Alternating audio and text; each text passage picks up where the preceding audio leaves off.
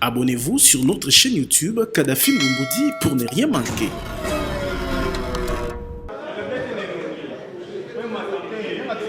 À la presse, c'est réellement une innovation. Merci pour cette innovation, Excellence. Sans plus tarder, le programme de ce soir se présente de la manière suivante. Deux temps forts. Le premier, c'est le mot de son Excellence le Premier ministre. Le deuxième temps fort, c'est le jeu des questions-réponses que nous allons avoir. Et après, ça sera la fin. Pour commencer par le début, Excellence, Monsieur le Premier ministre, vous avez la parole. Face à la presse.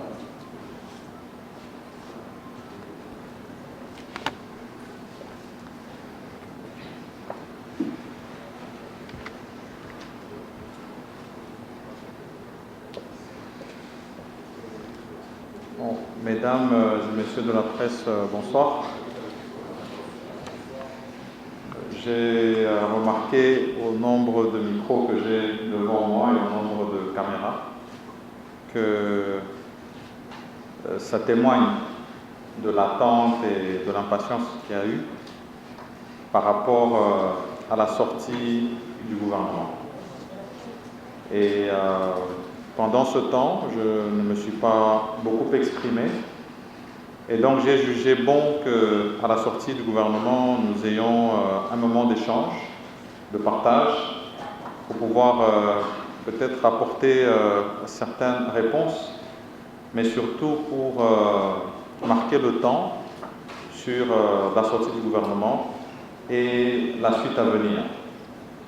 Alors, j'ai prévu un mot introductif qui devrait reprendre les grandes lignes qui ont mené à la formation du gouvernement de l'Union sacrée de la Nation depuis ma nomination le 15 février 2021. Et donc si on fait le compte, aujourd'hui le 12, cela nous aura pris 57 jours. Et je suis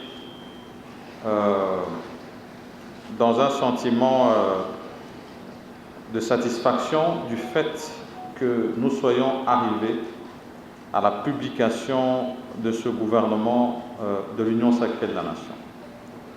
Je crois qu'il vous souviendra que après ma nomination, j'avais amorcé des échanges avec les différents regroupements et partis politiques, d'abord qui ont une représentation au sein du Parlement, c'est-à-dire l'Assemblée nationale et au Sénat, mais que par la suite nous avions élargi ces échanges aux personnalités politiques, à la société civile, aux associations et syndicats de la société civile, pour avoir aussi leurs avis quant à l'enrichissement du programme du gouvernement que nous allons devoir désormais présenter à la représentation nationale.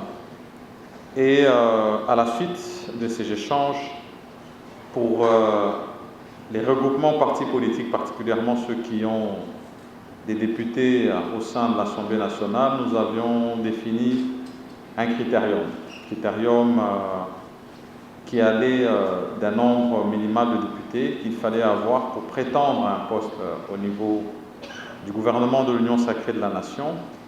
Et nous avions aussi donné un critérium sur les personnes, c'est-à-dire en termes d'intégrité, de moralité, et de nous assurer que ces personnes devaient avoir un casier judiciaire vierge.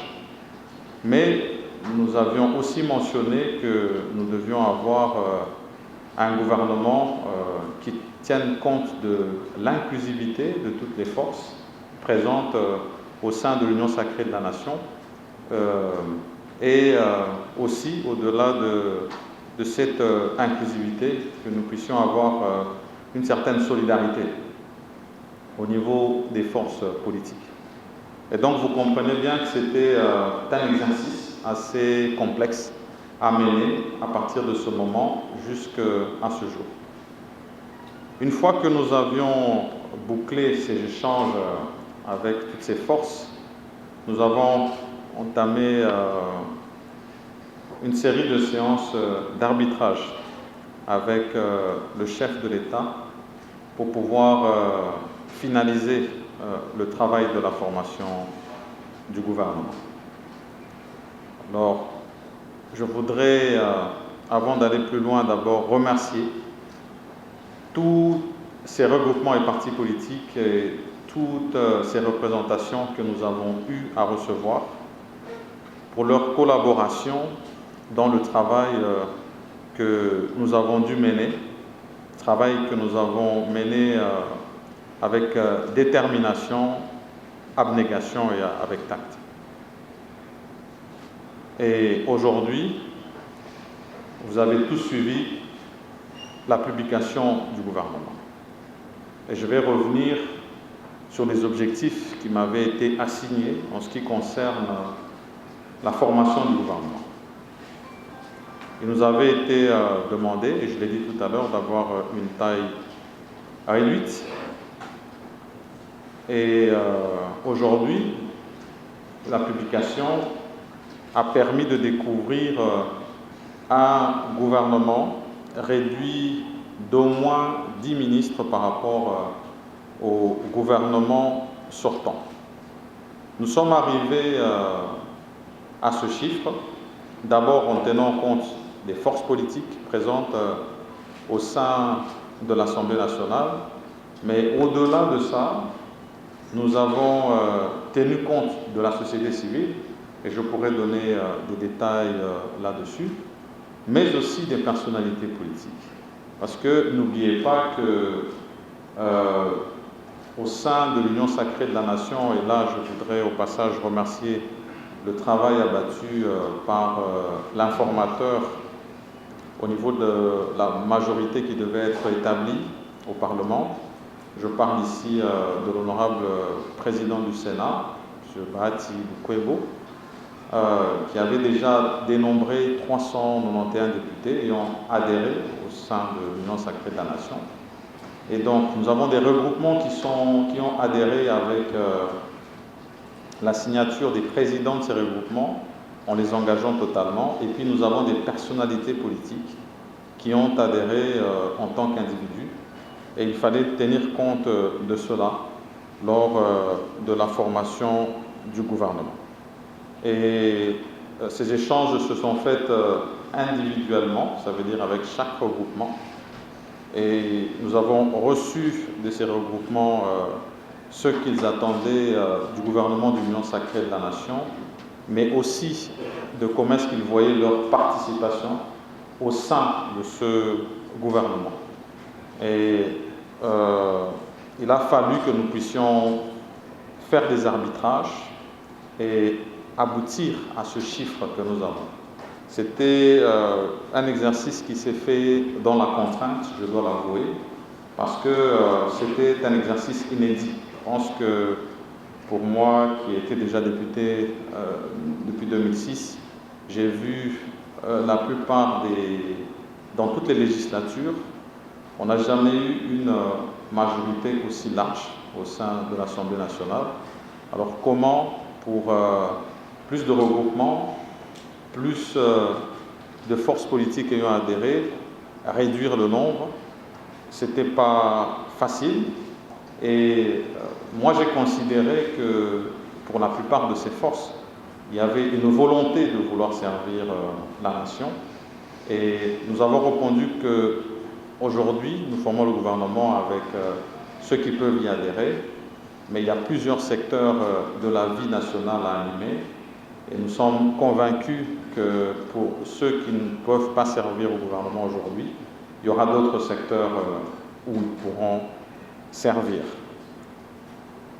Pour parler du genre, parce qu'après la taille du gouvernement où on nous avait demandé de réduire, on avait demandé plus de participation féminine. Et là-dessus, je dois mentionner que lors de la journée de la femme, j'ai reçu un plaidoyer et tout le long du mois de mars, on a insisté sur le fait qu'il devait y avoir un effort à ce que nous puissions avoir plus de femmes représentées au sein du gouvernement de l'Union sacrée de la Nation.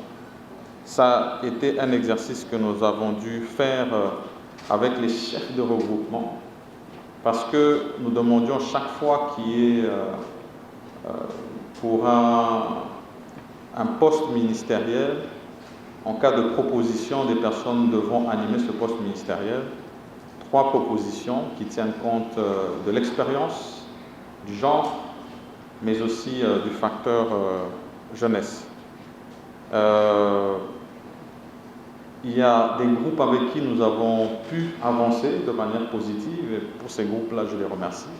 Avec d'autres, ça a été plus difficile, mais toujours est-il que je suis fier aujourd'hui d'annoncer que nous avons une participation de 27% des femmes au sein de ce gouvernement de l'Union sacrée de la Nation, avec un total de 15 personnalités féminines qui vont, à côté des autres membres du gouvernement, relever le défi attendu par la population congolaise. Et cette participation féminine, nous ne la voulions pas que quantitativement, mais aussi qualitativement. Et vous pourrez voir que lorsque vous parcourez la liste du gouvernement, c'est déjà au niveau des vice-primatures que nous avons une femme, en la personne de l'honorable Ève Bazaïba. Et au niveau des ministères, nous avons 10 personnalités féminines qui sont aujourd'hui ministres. Nous avons 3 vice-ministres et une ministre déléguée. Et donc, c'est un effort qu'il faut poursuivre. Aujourd'hui, nous n'avons pas encore eu un gouvernement ici en République démocratique du Congo depuis l'indépendance qui contient autant de femmes. Et j'estime que c'est un pas, mais qu'il faut continuer à aller vers le sens de la parité, non seulement au gouvernement, mais aussi dans toutes les autres institutions de la République démocratique du Congo. J'espère simplement que ce fait qui arrive au mois d'avril, après le mois de mars de la femme, sera accueilli comme un premier pas qui va dans le sens de la parité. En ce qui concerne la représentativité nationale, parce que de ce côté-là aussi, il nous avait été demandé, surtout que nous parlons du gouvernement de l'Union sacrée de la Nation, d'avoir au maximum de représentants des provinces au sein du gouvernement. Et de ce côté-là, je pense que c'est un exercice des points dans lesquels les regroupements et partis politiques ont un plus grand ancrage au niveau de la République. Donc le fait que nous avons eu plusieurs regroupements, nous avons pu recevoir des candidatures de toutes les provinces de la République démocratique du Congo. Et là-dessus aussi, de manière inédite, je suis content d'annoncer que c'est un pari réussi d'avoir toutes les provinces représentées au niveau du gouvernement de l'Union sacrée de la Nation. En ce qui concerne les figures au niveau du gouvernement, parce que je suis sûr que sur vos lèvres, vous vous posez ces questions-là. Je vais donner quelques éléments, parce que c'est important que nous ayons quelques chiffres de ce côté-là. Sur les membres du gouvernement entrants, nous en avons 10 qui ont été reconduits comme membres du gouvernement, dont 8 à la même position et 2 à des positions différentes. C'est donc un taux de 20% de renouvellement au niveau de l'institution gouvernement.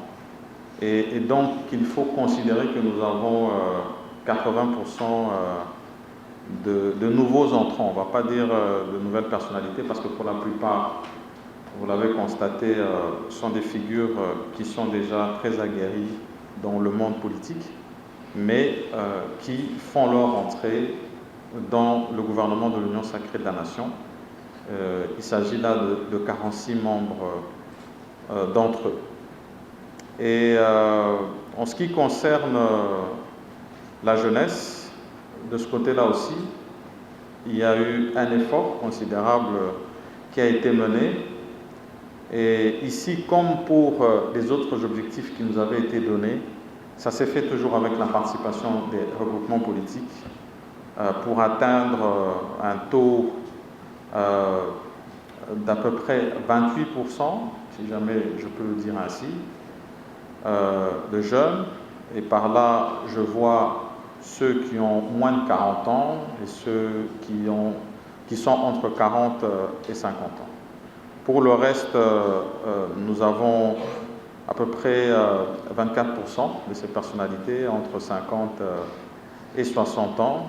Et nous avons le membre, finalement, la membre la plus jeune du gouvernement qui est âgé de 28 ans à la position de vice-ministre de l'enseignement primaire, secondaire et technique. Et je pourrais donner plus de détails au cas où il y a des questions qui vont dans ce sens-là. Nous avons tenu aussi à ce que nous puissions avoir la participation de la société civile et des personnes vivant avec handicap. Et je pense que le chef de l'État, pour marquer un certain accent à cette question, a cédé à des postes de souveraineté, parce qu'ils sont dits comme tels, à savoir le poste de la justice et garde des Sceaux, où nous voyons Madame Rose Mutombo, qui est une grande activiste et présidente de CAFCO, qui fait son entrée au gouvernement, ainsi que le retour de Madame Irène Essambo comme ministre déléguée et ministre des personnes vivant avec handicap.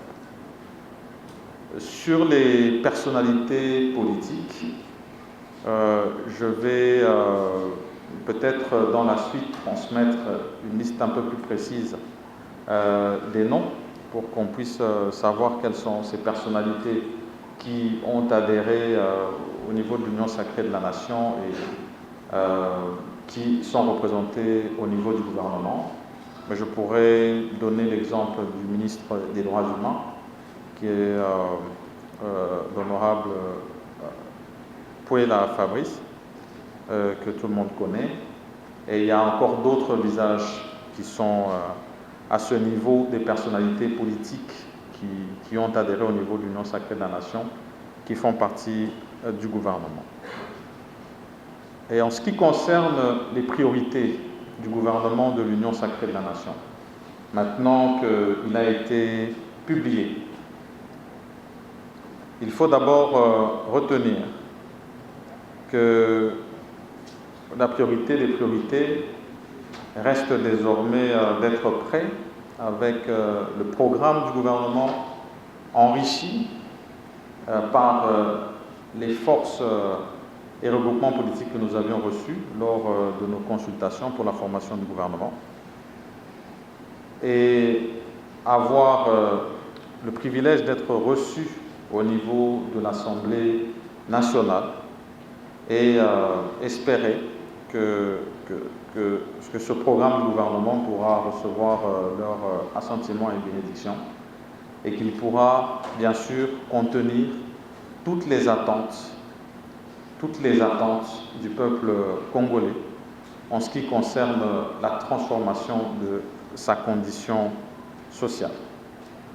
Et une fois que le gouvernement sera installé, nous allons revenir sur les axes prioritaires qui nous avaient été fixés par le président de la République, son Excellence Félix-Antoine Tshisekedi,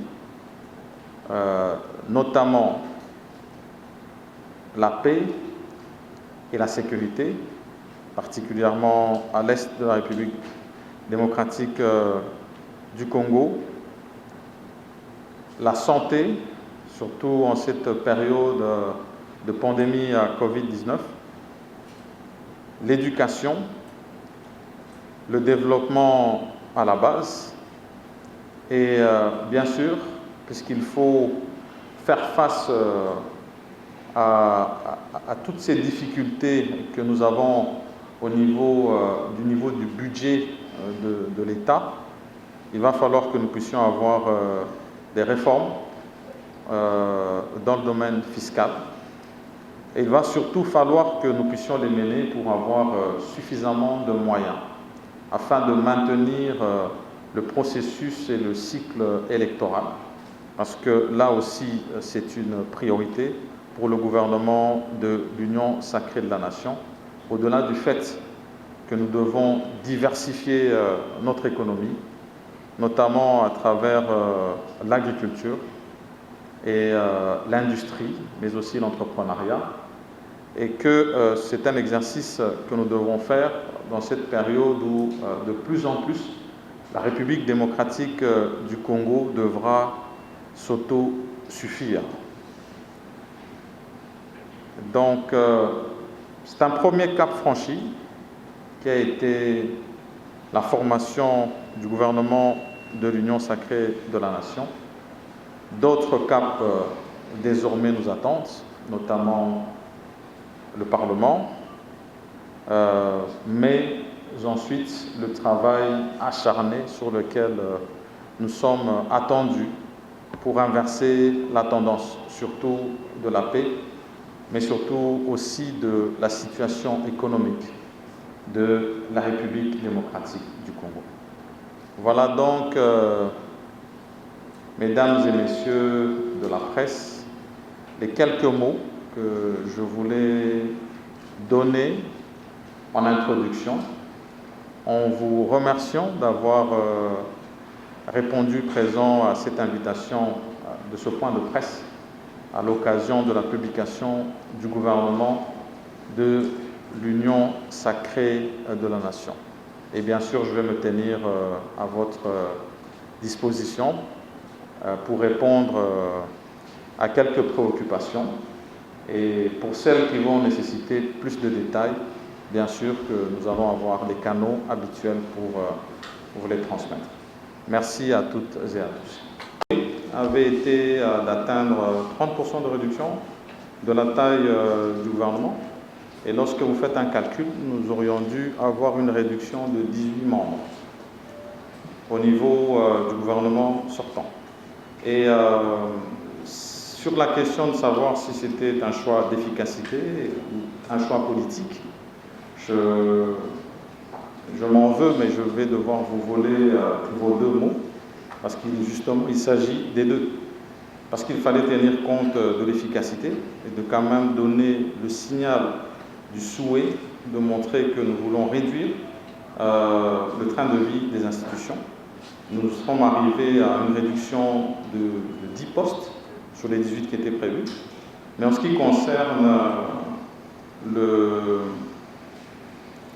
chiffre auquel on est arrivé, bien sûr qu'il s'agit d'un choix politique.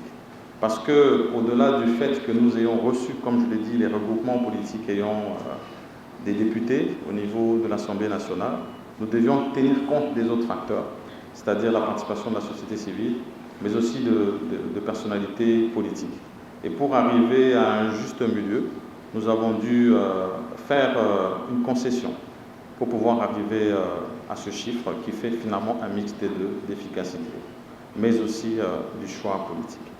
C'est ça que je peux répondre à cette question. Et en ce qui concerne la question de Madame Paty, nous avons d'abord le temps que nous avons pris pour la formation du gouvernement.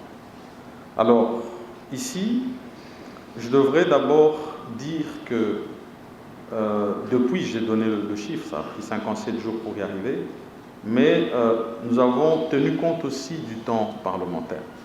Parce que, comme vous le savez, je l'avais annoncé, nous devions être au niveau du Parlement le 15 mars, jour de l'ouverture de la session du mois de mars de l'Assemblée nationale, mais que finalement, lorsque cette session s'ouvre, il y a tout un calendrier qui doit être établi et adopté. Et ce n'est qu'après cela, parce que même si nous avions sorti le gouvernement au début du mois de mars, nous devrions quand même attendre finalement que cette session puisse s'ouvrir et que nous puissions être programmés au niveau de l'Assemblée nationale. Donc nous avons simplement mis ce temps à profit, ce délai par rapport à l'ouverture de la session et à l'adoption du calendrier pour parachever les discussions que nous avions commencées, parce que avec certains groupes, et la plupart d'entre eux, nous sommes arrivés très vite à des points d'entente, mais avec d'autres, ça a pris un peu plus de temps. Nous remercions les premiers pour leur promptitude et la patience qu'ils ont eue dans les discussions que nous avons eues avec les autres groupes pour arriver à ce résultat. Et je pense que le plus important, c'était d'arriver à une forme de consensus dans la formation de ce gouvernement. Et bien que, parce que vous avez demandé si tout le monde allait trouver satisfaction, je pense que certainement pas, parce que je vous ai dit que l'engouement de servir la nation était grand, mais je vais revenir sur le fait que j'ai insisté chaque fois que j'ai reçu la plupart des regroupements, sur le fait que le plus important, c'est de participer à la reconstruction du pays et de mettre en avant les intérêts de la nation et de la population congolaise, avant de mettre en avant les intérêts des partis. Donc, en ce qui concerne les 27% de la participation féminine, ce que nous attendons d'elles, c'est qu'elles soient à la hauteur des fonctions auxquelles elles ont été assignées. Il faudrait qu'elles puissent démontrer leurs compétences, et même plus pour moi, et même plus, parce que ça permettrait de convaincre d'en avoir encore davantage, non seulement au niveau du gouvernement, dans les prochains gouvernements qui seront formés, mais aussi au niveau des autres institutions. Merci madame. Pour obtenir le retrait de celle-ci. Alors ici, je peux avouer que depuis ma nomination, j'ai eu une rencontre de prise de contact avec Madame Bintou, qui est la représentante de la MONUSCO ici en République démocratique du Congo. Et dans les échanges que nous avons eus, il a été fait mention du plan de désengagement de la MONUSCO, parce que c'est un plan qui est déjà existant, mais sur lequel il y a du retard, parce qu'il y a des préalables.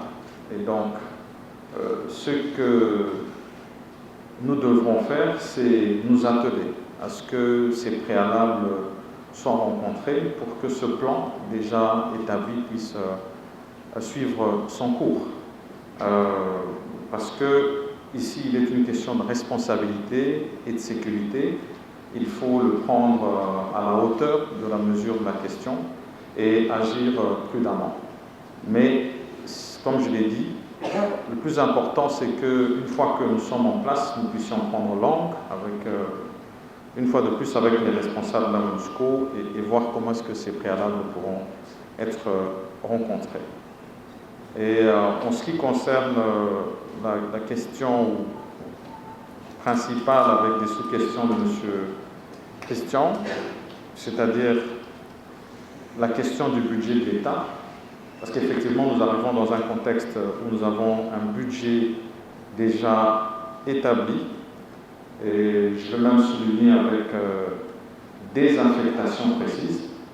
Et donc ici, l'exercice que nous devrons faire, c'est d'abord, parce que nous avons parlé des réformes, ces réformes, elles vont se faire dans le domaine fiscal pour aller dans le sens d'accroître le budget. Ça, c'est d'abord l'une des premières priorités que nous avons, parce que nous devons nous donner les moyens de notre politique. Nous ne saurons pas faire face non seulement aux questions sécuritaires, mais surtout à la question sanitaire, si jamais nous ne donnons pas les moyens de notre politique. Et donc, il va falloir aller dans des réformes fiscales.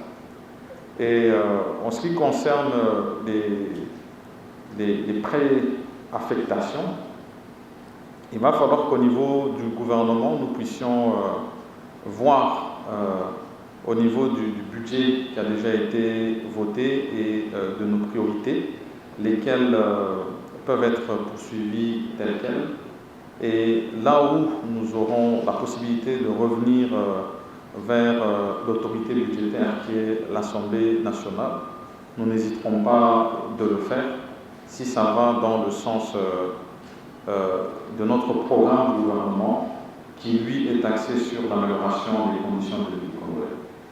Voilà, merci. D'abord à M. Joël, sur les forces qui participent au gouvernement de l'Union sacrée de la Nation. Je pense que si jamais vous vous referez aux différentes invitations que nous avons faites, lorsque nous avons commencé les consultations en vue de la formation du gouvernement, vous aurez déjà une idée des forces qui composent le gouvernement. Mais je peux citer, en allant en termes de force politique au sein de l'Assemblée nationale, à titre illustratif, le groupe Ensemble, qui est présidé par l'honorable Moïse Katumbi Tchapoué et qui contient en son sein 5 sous-regroupements dans l'AMK, l'AR et 3 autres. Ensuite, nous avons la FDC, qui est dirigée par, qui a été conduite par l'honorable Bati Lukwebo, Modeste. Nous avons ensuite reçu l'UDPS et par la suite nous avons reçu le MLC, l'UNC, je peux citer d'autres forces, d'autres regroupements qui se trouvent au niveau de l'Assemblée nationale, notamment le groupe AAA qui était amené par l'honorable Pius, le groupe AABC, l'honorable Paluku, et tant d'autres. Vraiment, la liste est non exhaustive. Votre question peut-être mérite qu'on puisse donner plus de précision au niveau des cases qui se trouvent à côté des membres du gouvernement qui ont été nommés. Comme ça, on pourra revoir non seulement de quelles forces politiques elles proviennent, et ça permettra par la suite d'établir les différents équilibres qui ont été faits au niveau de ces forces politiques qui participent finalement au gouvernement de l'Union sacrée de la Nation.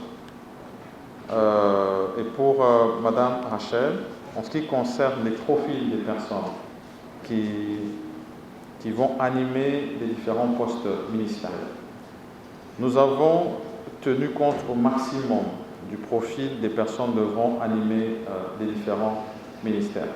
Je pense qu'il vous souviendra que lorsque nous avons reçu surtout la plupart des associations et syndicats de la société civile, il nous avait été demandé de sortir des clivages politiques pour prendre des personnes du domaine, vraiment du secteur, même si elles ne sont pas activistes politiques.